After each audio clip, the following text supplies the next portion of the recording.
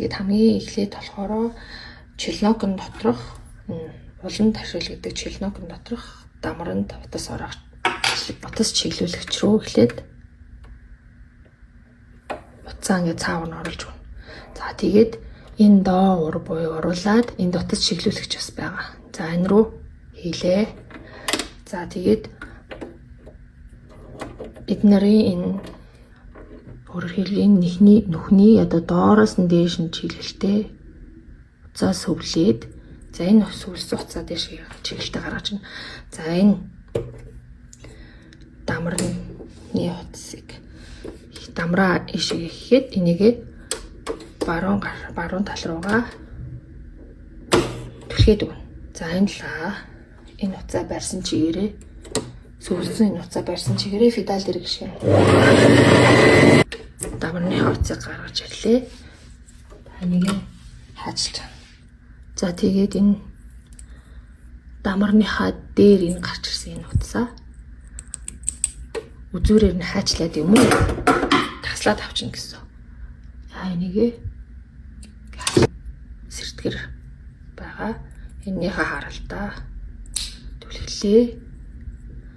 За энэ сэртгэр рүү оруулаад Челнокны энэ хил байгаа. Энэ хилнээсээ барьж байгаад за энэ доор ийм ховл байгаа. За тэр ховлонд тааруулаад ингээд таг хийлэн сайхан төлөж өгөх хэрэгтэй гэсэн үг. За одоо дээд утсаа сүлцгээе. За хамгийн эхлээд энд утас чиглүүлэгч рүү бид нар утсаа энэ дээр байгаа. Тэр утас чиглүүлэгч рүү утсаа хийнэ.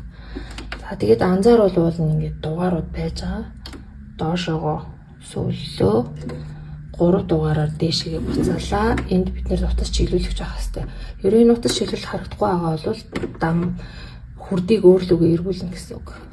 За тэгээд доошоо эргүүллээ. Энэ дүмрийг гаргаж ирэх нь шүү дээ. Хүрдээ эргүүлээд за чиглүүлэгч гэж байгаа.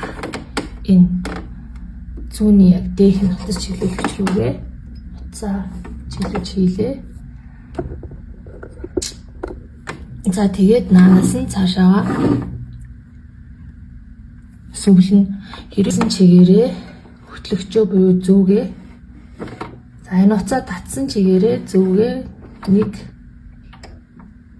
одоо хүрдээ өөрлөг оныг эргүүлээд энэ доор утас гараад ирж байгаа гэсэн үг.